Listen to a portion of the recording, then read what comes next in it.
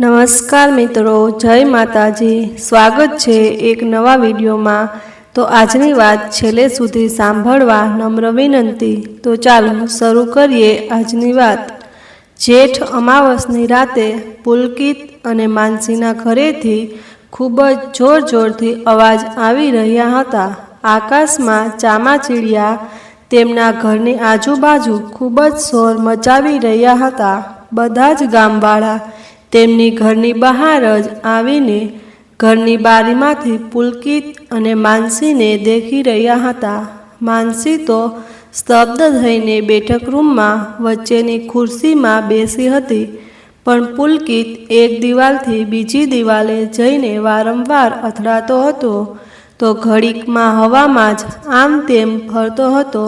પુલકિત બૂમો પાડે, help me, help me, છતાં કોઈ જ પુલકિતની મદદ કરી શકતું નથી। રસોડામાંથી વાસણોના પડવાના અવાજ આવે, કાચની દરેક વસ્તુઓ તૂટી ગઈ, લાઇટો ચાલુ બંધ થઈ રહી હતી। ઘરમાંથી અજીબો ગરીબ અવાજ બહાર ગુંજી રહ્યા હતા। ઘડીકમાં નાના છોકરાનો રડવાનો, તો ઘડીકમાં કોઈનો હસવાનો અવાજ, તો થોડીવારમાં કોઈના ગુસ્સાની એવી અલગ અલગ અવાજો આવી રહ્યા હતા। આ બધી ઘટના દેખીને ગામવાળા સમજી ગયા કે શું થઈ રહ્યું હતું। બધા અંદરોઅંદર વાતો કરવા લાગ્યા। એટલામાં જ એમાંથી એક વ્યક્તિ બોલ્યો કે તમે લોકોએ દેખ્યું, આ વખતે પતિ પત્નીમાંથી ફક્ત પતિને જ એ તકલીફ પહોંચાડી રહી છે। માનસી તો બસ સ્તબ્ધ થઈને એક ખુરશીમાં જ બેસી છે, તેને કંઈ નથી થયું। આ સાંભળતા જ ગામવાળાની નજર માનસી પર ગઈ તો બધા આશ્ચર્યચકિત થઈ ગયા। ગામવાળાઓને દેખીને તો એવું જ લાગતું હતું કે તેઓ આ ઘટનાથી વારંવાર પરિચિત હોય। ગામવાળાઓ એકબીજાઓ સાથે વાત કરવા લાગ્યા કે આ જોડી છે જે 3 મહિના સુધી પણ આ ઘરમાં સહી સલામત રહી, નહીતર તો 1 મહિનાની અંદર જ આ ઘરમાંથી ફક્ત પતિ પત્નીનો મૃતદેહ જ બહાર નીકળે। એટલામાં જ ત્યાં ઊભા રહેલામાંથી બીજી વ્યક્તિ બોલી કે છતાં દેખોને, પુલકિત અને માનસીના જીવનમાં પણ આ શાપિત ઘરની છાયા પડી જ ગઈ। બસ હવે તો આપણે પ્રાર્થના કરી શકીએ કે ભગવાનને કે પુલકિત અને માનસીને સહી સલામત ઘરની બહાર નીકળવામાં મદદ કરે। ખબર નથી આ ઘરને કોનો શ્રાપ લાગ્યો છે કે કોઈ જ નવું વિવાહિત જોડું નથી રહી શકતું। કોણ જાણે અહીં શું થયું છે। છેલ્લા 80 વર્ષમાં આ ઘરે 127 લોકોનો ભોગ બન્યા છે। ઘરમાં આવ્યા તો હોય ખુશ થઈને, પણ ઘરની બહાર ફક્ત મૃતદેહ જ આવ્યા છે। આ તો ભગવાનની જ કૃપા કે પુલકિત અને માનસીને 3 મહિના સુધી કંઈ થયું નહોતું, છતાં દેખોને આજે એ બંને પણ। એવામાં જ બીજા વ્યક્તિ બોલી કે આપણે પણ માનસી અને પુલકિતને 3 મહિના સુધી કંઈ જ ના થયું, તો આપણને પણ નિરાંતે બેસી ગયા કે હવે કંઈ જ નહીં થાય। પણ ખબર નહીં કે કેમ માનસીને કંઈ જ નથી થતું। આ વખતે ફક્ત જોડી નથી, એક જ ને જ તકલીફ પીડા ભોગવવી પડે છે, બીજાને કંઈ જ નહીં।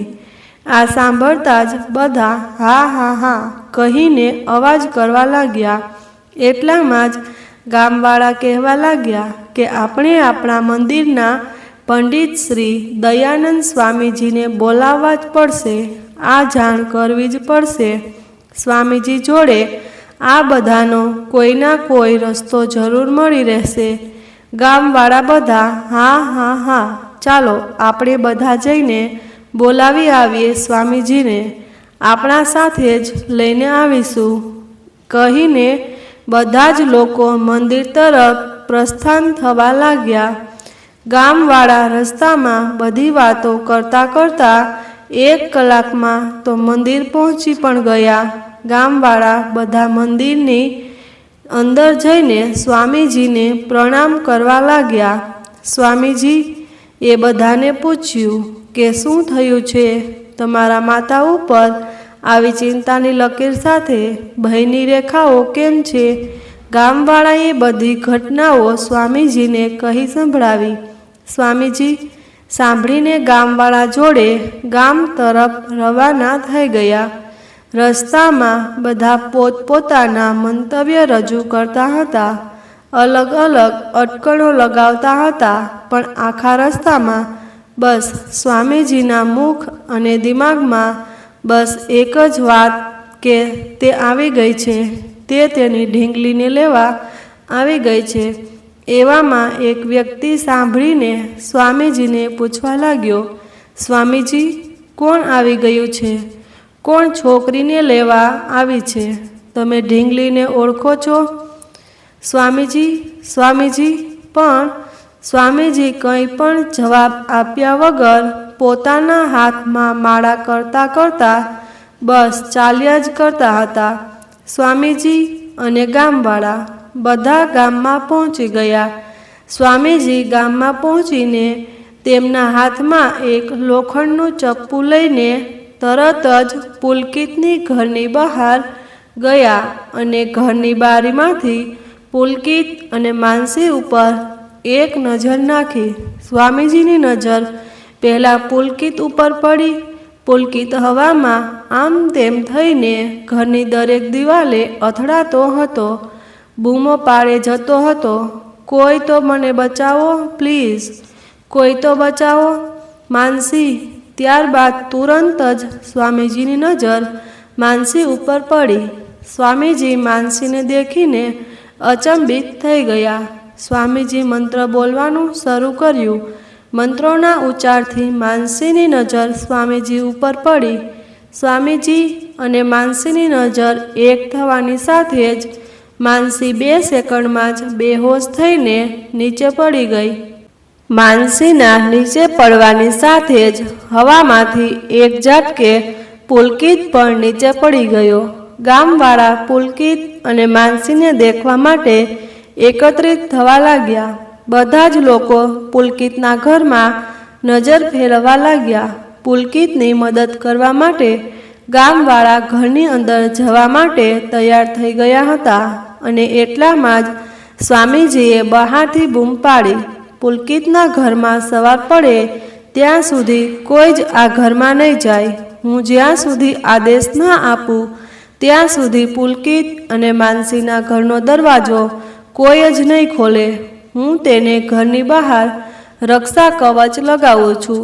કોઈને ઘરનો દરવાજો ખોલવાનો નથી. સવારે આવીને સૌથી પહેલાં હું દરવાજો ખોલી અને હું અંદર જઈશ. આટલું કહીને સ્વામીજી ત્યાંથી મંત્રોનું ઉચ્ચારણ કરતાં કરતાં નીકળી ગયા.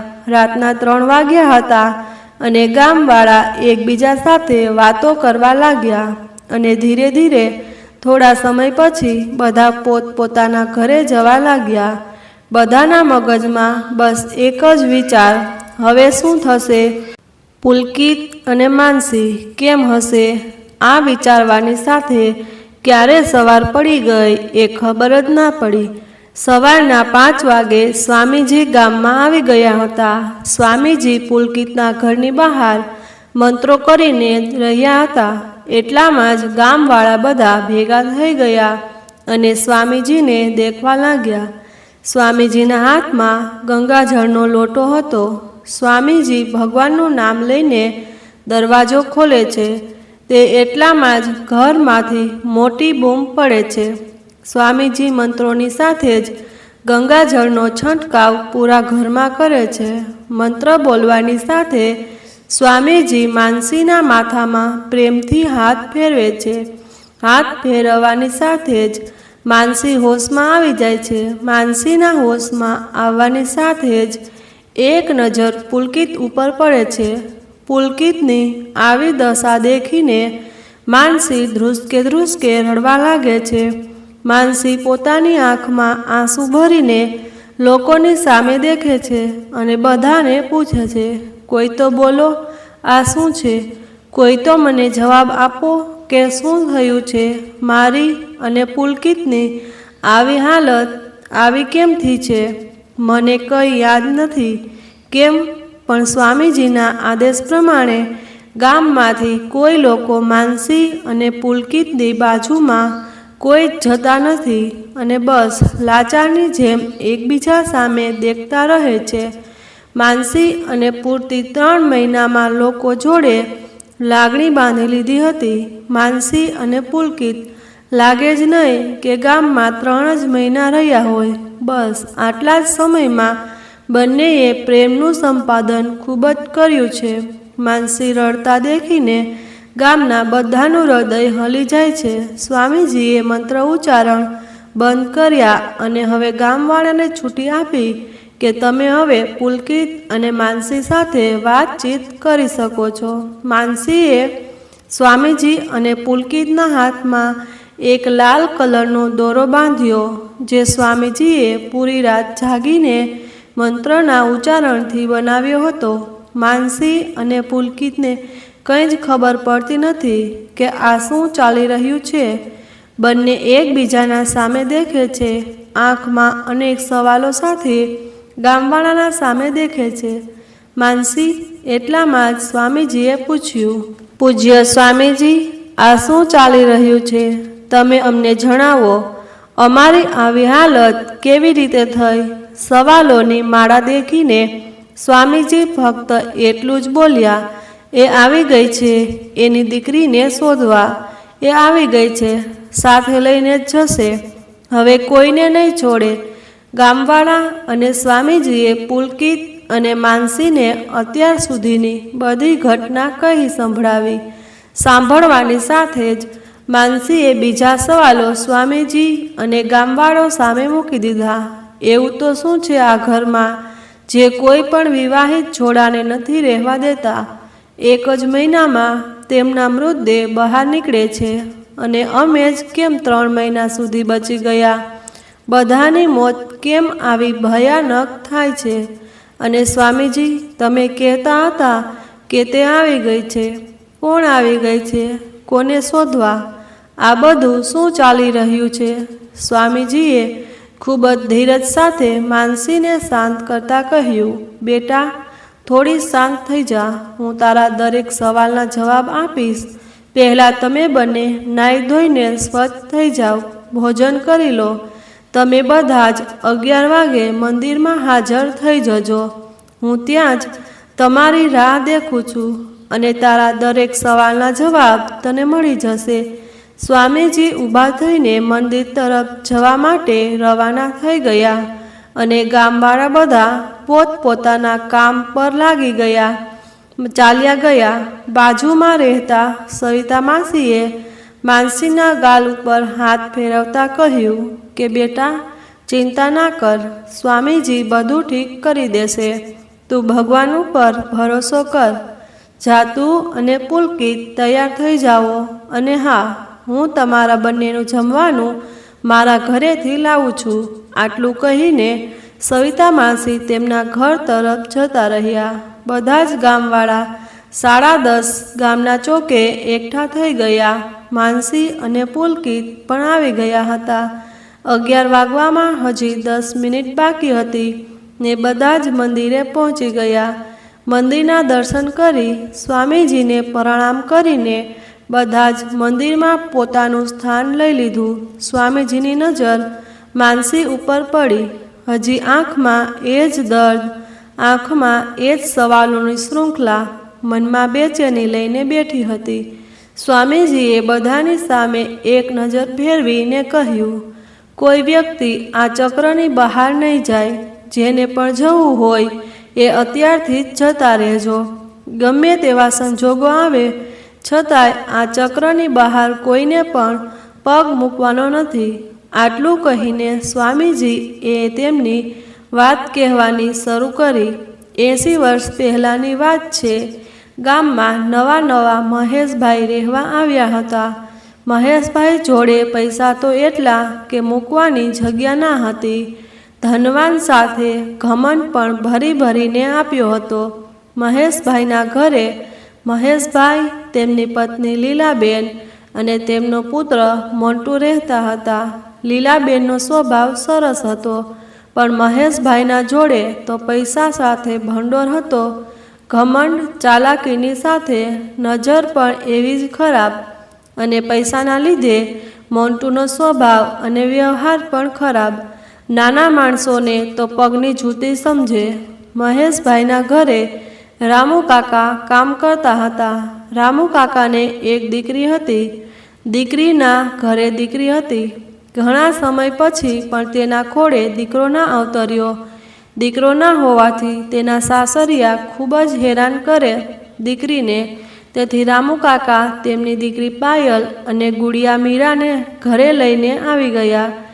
એક દિવસ રામુ કાકાની તબિયત બગડી હતી તો મહેશભાઈના ઘરે કામ કરવા પાયલ ગઈ હતી.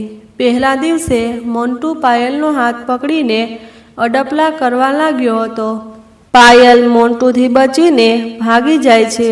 બીજા દિવસે પણ આ જ થયું, પણ રામુ કાકાની તબિયત સારી ના હોવાથી પાયલને મજબૂરીથી મહેશભાઈના ઘરે કામ કરવા જવું જ પડતું. આમને આમ 15 દિવસ થઈ ગયા. પાયલ દરરોજ મોન્ટુથી કંઈક ને કંઈક રીતે બચીને રહેતી. પણ આજે પાયલ તેની સાથે તેની 11 વર્ષની દીકરી મીરાને પણ લઈને આવી હતી. પાયલ જ્યાં કામ કરે, મીરા તેની પાછળ પાછળ રમે જાય. પાયલ બધું ઘરનું કામ પતાવીને છેલ્લે મોન્ટુનો શયનખંડ સાફ કરવા ગઈ. ત્યાં મોન્ટુ સાથે આજે મહેશભાઈ પણ બેસેલા હતા. પાયલ તેના કામમાં વ્યસ્ત હતી અને મીરા રૂમના એક ખૂણામાં રમતી હતી.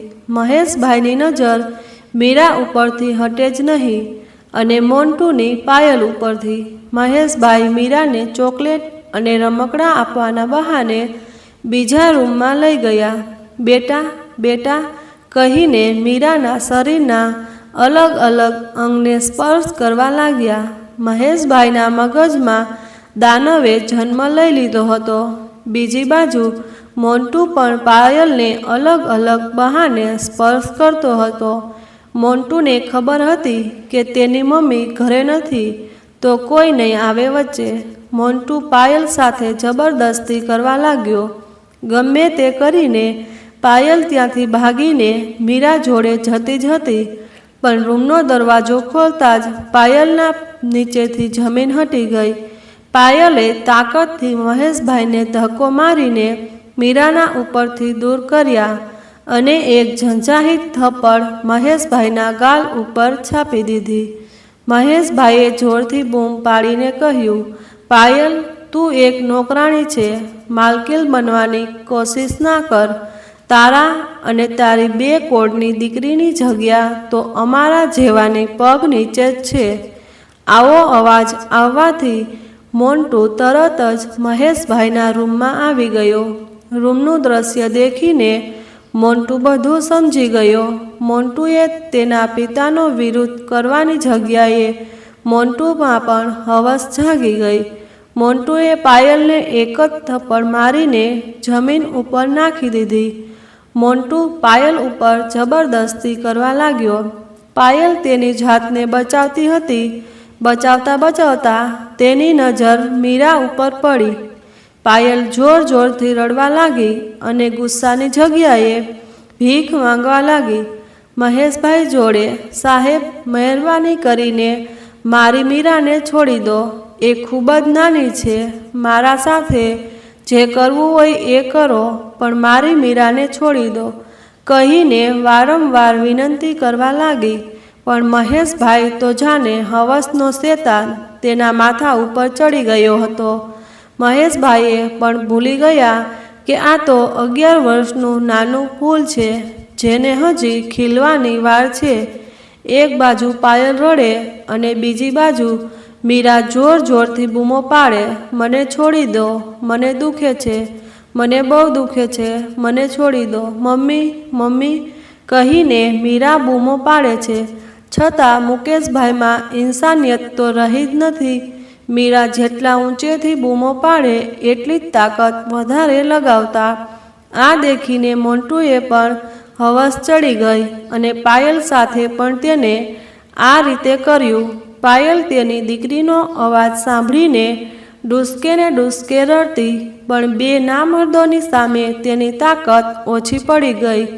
આટલી નાની ઉંમરે આ દુષ્કર્મથી મીરાની હાલત ખૂબ જ બગડી ગઈ હતી. પાયલ ઊભી થઈ અને મીરાને હાથમાં લીધી. એના પછી તો ખબર પડે કે એની છોકરી તો આ દુનિયામાં હવે રહી જ નથી. આ દુષ્કર્મના કારણે પાયલનો જીવનનો સહારો જ મીરા હતી અને હવે એ પણ તેની સાથે નથી રહી.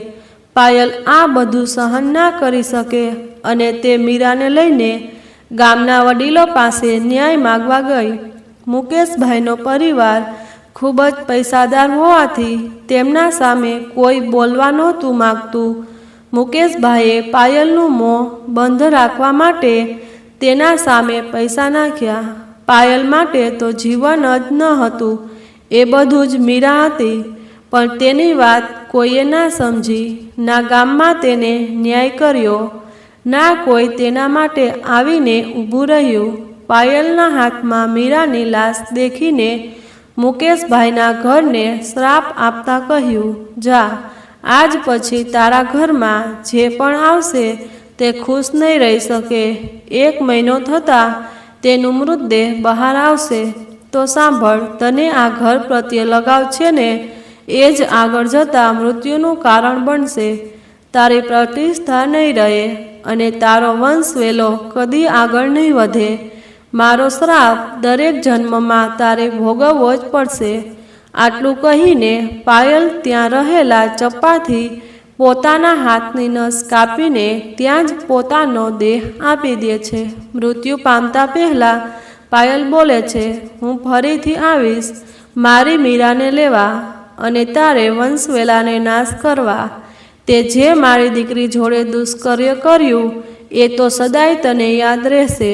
હું આવીશ ફરીથી, યાદ રાખજે તું, યાદ રાખજે.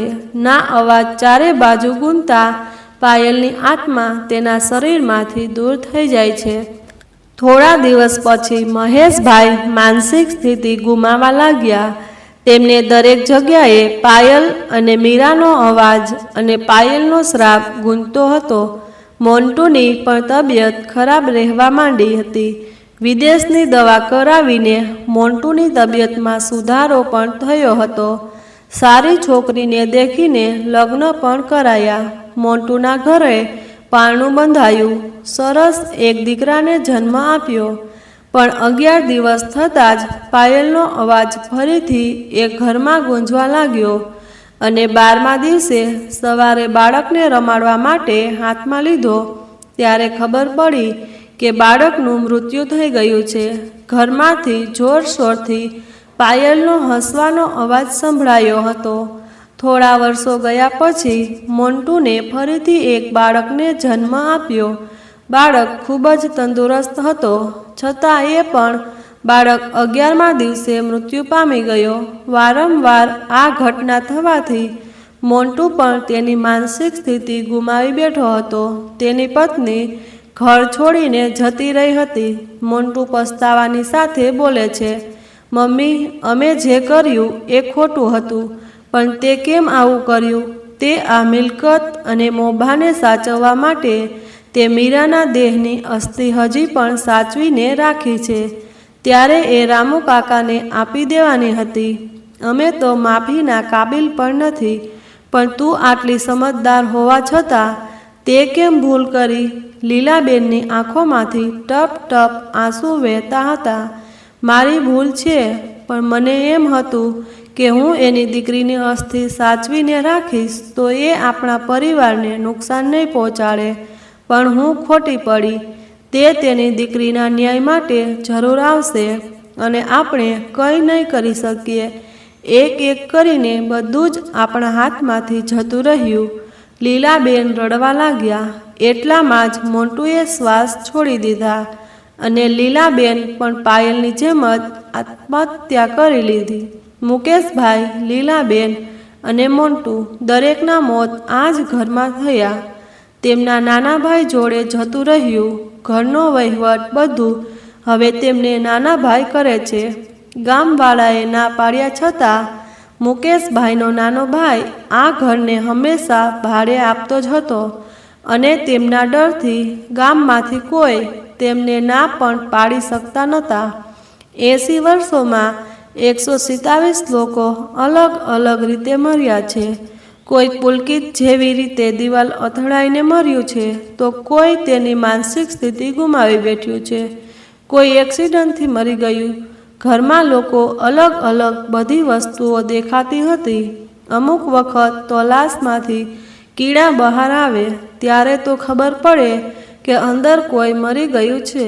પહેલી વખત એવું થયું કે પતિ પત્ની માટે પતિને નુકસાન પહોંચે છે. અને માનસી, તને એક ખરોચ પણ નથી આવી. ગામવાળા એટલામાં બોલવા લાગ્યા, સ્વામીજી, પણ કેમ આવું થયું? અમે પણ પહેલી વાર જ આવું દેખ્યું. સ્વામીજી તરત જ બોલ્યા, આનું કારણ છે માનસીના અંદર રહેલા નવજાત શિશુના કારણે. માનસીને કંઈ જ નથી થયું. આ સાંભળતા જ ગામવાળા અંદરોઅંદર વાતો કરવા લાગ્યા. બધા ખુશ થયા. માનસી પણ તેની આંખમાં ખુશીના આંસુ સાથે તેના પેટ ઉપર હાથ ફેરવવા લાગી અને પુલકિત સામે હસવા લાગી. સ્વામીજી બોલ્યા, હા બેટા, તું પેટથી છે. તારા અંદર એક નાનો જીવ જીવી રહ્યો છે. બસ આ જ કારણે પાયલે તેને હાથ પણ નથી લગાડ્યો અને પુલકિત પણ હાલ આપણી વચ્ચે છે. એવામાં પુલકિત ગંભીર થઈને બોલ્યો, સ્વામીજી, અને ઘર છોડી દઈશું. તમારા ઉપરથી આ મુસીબત હટી જશે ને? હવે આ ગામમાં નથી રહેવું. હું, માનસી અને મારા આવનારા બાળક માટે મારે કોઈ મુસીબત નથી લેવી. એવામાં તરત જ સ્વામીજી બોલ્યા, પુલકિત, મુસીબત એવી વસ્તુ છે, તું જ્યાં જઈએ ત્યાં તારી સાથે સાથે જ આવશે. જો આ બાળક તને જીવનદાન આપી શકે છે, તો આ જ બાળકના કારણે મૃત્યુ પણ પામી શકે છે. માનસી બોલી, સ્વામીજી, તમે આનો કોઈ ઉપાય નીકાળી શકો છો? આપણે શું કરીએ જેથી પાયલની આત્માને શાંતિ મળે? પાયલ ખરાબ નથી. તેની દીકરી સાથે થયેલા આવા દુષ્કર્મથી કોઈ પણ માં સૂઝબૂઝ ગુમાવીને કંઈ પણ કરી શકે છે. પણ હવે હું પાયલની આત્માને શાંતિ અપાવવા માગું છું. સ્વામીજી, તમે કહેશો એમ હું કરીશ. મારે આ મુસીબતથી બહાર નીકળવું છે અને બીજા લોકોને પણ બચાવવા છે. સ્વામીજી, તમે કોઈ ઉપાય કહો અમને. હું બધું જ કરવા તૈયાર છું. સ્વામીજી આ સાંભળીને તરત જ બોલ્યા, આનો ઉપાય બસ એક જ છે કે મીરાની અસ્થિઓ શોધીને તેનું વિસર્જન કરીએ. મીરાની અસ્થિ ક્યાં છે જે કોઈને પણ ખબર નથી. જ્યાં સુધી મીરાની અસ્થિઓનું વિસર્જન નહીં થાય ત્યાં સુધી પાયલની આત્મા આમ જ ભટકતી રહેશે. માનસી અને પુલકિત બોલે, સ્વામીજી, મીરાની અસ્થિ શોધીને શાસ્ત્રો પ્રમાણે વિસર્જન કરીશું. સ્વામીજી આ સાંભળીને ખુશ થઈ ગયા. ભગવાનની કૃપા છે કે તમે અહીંયા રહેવા આવ્યા. ભગવાનની મરજી, તમે આ ગામમાં 3 મહિના સુધી જીવતા રહ્યા. ભગવાને તમને સારા કામ માટે મોકલ્યા છે. પણ બેટા, તમે જેટલું ધારો છો એટલું આસાન નથી. પાયલની આત્મા તમને હેરાન પરેશાન કરશે. તેને મીરાની અસ્થિને હાથ પણ નહીં લગાડવા દે. મીરાની અસ્થિઓ ક્યાં છે એ કોઈને ખબર નથી. તમારે શોધવી પડશે. પુલકિત અને માનસી સ્વામીજીના બતાવ્યા પ્રમાણે બજારમાંથી દરેક વસ્તુ લઈને આવ્યા. પુલકિત અને માનસીએ પૂરા ઘર શોધી લીધું, પણ મીરાની અસ્થિઓ ક્યાંય ના મળી. માનસી થાકીને એક ખુરશીમાં બેસી ગઈ. પુલકિત પણ હારીને બેસી ગયો. એવામાં જ માનસીની નજર મંદિરમાં ગઈ. મંદિર ઉપર નાનો સ્ટીલનો ડબ્બો હતો. માનસી તરત જ એ ડબ્બો લઈને તેને ખોલ્યો અને દેખીને થકાન ખુશીમાં બદલાઈ ગઈ. તે ડબ્બામાં મીરાની અસ્થિઓ હતી. લીલાબેને મીરાની અસ્થિઓ મંદિરમાં સંતાડીને રાખી હતી. માનસીએ જોરથી બૂમ પાડીને પુલકિતને બોલાવ્યો અને તરત જ સ્વામીને બોલાવવાનું કહ્યું. સ્વામીજી તરત જ પુલકિતના ઘરમાં હાજર થઈ ગયા. સ્વામીજી ખુશ થઈને બોલ્યા, અત્યાર સુધી અમે આ અસ્થિઓને શોધવા માટે ખૂબ જ પ્રયત્નો કર્યા, છતાં કોઈને ના મળી. મીરાના છેલ્લા સંસ્કાર તારા હાથે લખેલા છે. પુલકિત એવામાં બોલ્યો, સ્વામીજી, આપણે આ વિધિ ક્યારે કરીશું? ક્યારે મીરાની આત્માને પણ શાંતિ મળશે? સ્વામીજી બોલ્યા, બેટા, આપણે આવતીકાલ સવારે આ વિધિ શરૂ કરીશું. તેમાં તારે અને માનસીએ બેસવાનું છે.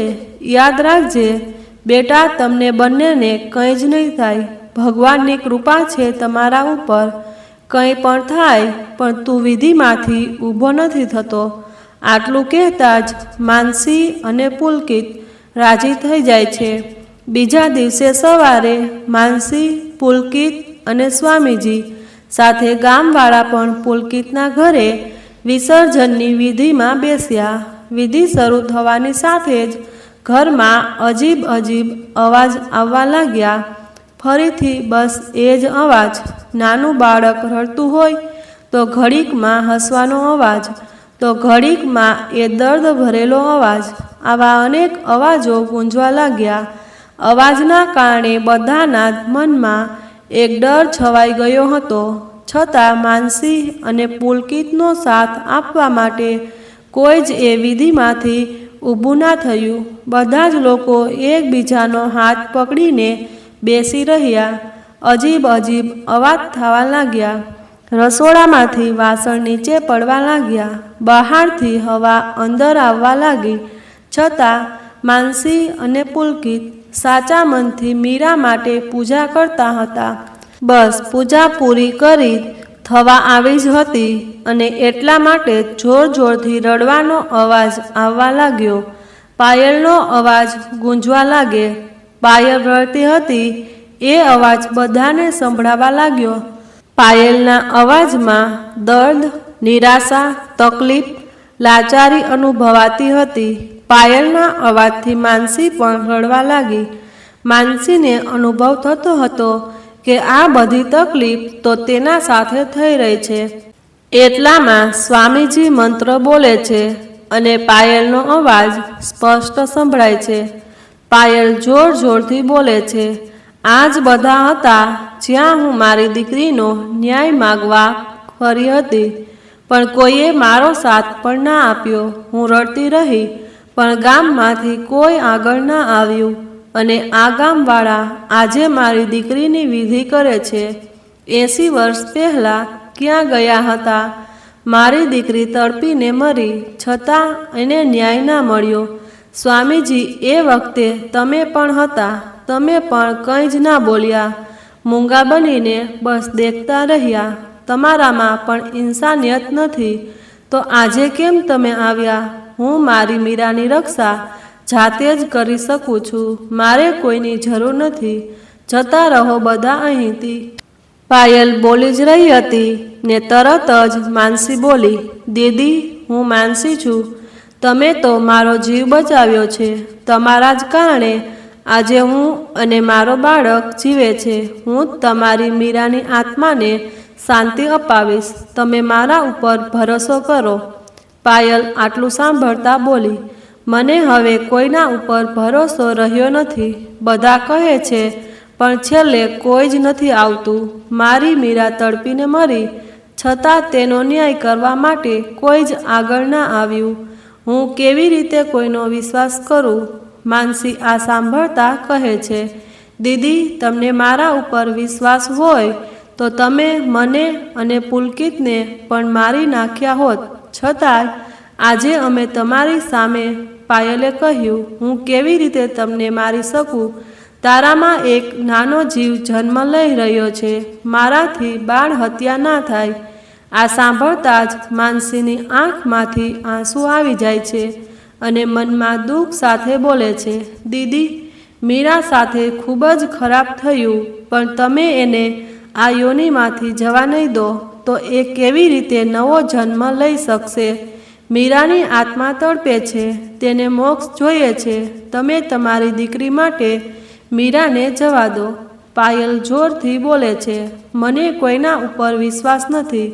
માનસી આ સાંભળતા જ પાયલ સામે એક શરત મૂકે છે, હું તમને કે મીરાને કોઈને પણ તકલીફ પહોંચાડું તો તમે મારા બાળકની હત્યા કરી લેજો. પાયલ આ સાંભળતા જ માનસીની વાત માની જાય છે અને આગળની વિધિ શરૂ થાય છે. વિધિ પૂરી થયા પછી માનસી અને પુલકિત બંને નદી કિનારે અસ્થિઓનું વિસર્જન કરવા જાય. વિસર્જન કરતાં કરતાં માનસીની આંખમાંથી હળહળ આંસુ વહે છે અને મીરા સાથે થયેલી બધી જ તકલીફ મહેસૂસ કરે છે. પાયલ આ દેખતા જ બોલે છે, માનસી, મેં મારા જીવનમાં ઘણા માણસોને દેખ્યા છે, પણ તારા જેવી કોઈને નહીં. આ ઘરમાં જેટલા રહેવા આવતા એ ઘરના અંદર કંઈક ને કંઈક સ્વાર્થ હતો જ. મને એમની હત્યા કે તડપાવતા બિલકુલ ખચકાટ થયો નથી, પણ આજે તને દેખીને તું મારી દીકરીના દુઃખે દુઃખી થઈ. તે મારી દીકરી માટે તારા બાળકનો જીવ દાવ ઉપર મૂક્યો. જા, હું આ શ્રાપ આપવાવાળી આજે તને આશીર્વાદ આપું છું કે મારી દીકરીનું બધું દુઃખ તે અનુભવ્યું છે તો તારા બાળકની દરેક તકલીફ હું દૂર કરીશ. તારા ઘરમાંથી કદી પૈસાની ખોટ નહીં પડે. તારી ખૂબ જ પ્રગતિ થશે. બસ એ જ ધ્યાન રાખજે કે કદી કંઈ ખોટું ના થવા દેતી. જેવી રીતે તે મને અને મારી દીકરીને મોક્ષ આપ્યો છે એવી જ રીતે તારું જીવન હંમેશા ખુશીઓથી ભરેલું રહે. આટલું બોલતા જ પાયલ ગાયબ થઈ ગઈ. માનસી ખુશ અને દુઃખી બંને સ્વરમાં રડવા લાગી. ગામવાળા બધા ખુશ થઈ ગયા. થોડા મહિના પછી માનસી અને પુલકિતે ઘર ખરીદી લીધું. માનસીએ મીરા અને પાયલનો ફોટો તેના ઘરની દિવાલે સુશોભિત કર્યો. તેના આંગણે એક નાની ઢીંગલી રમતી થઈ ગઈ. માનસીએ ઢીંગલીનું નામ મીરા રાખ્યું. આ એક કાલ્પનિક વાર્તા છે અને જો આ વાર્તા સારી લાગી હોય તો લાઈક અને ચેનલને સબસ્ક્રાઈબ કરવાનું ભૂલતા નહીં. ધન્યવાદ.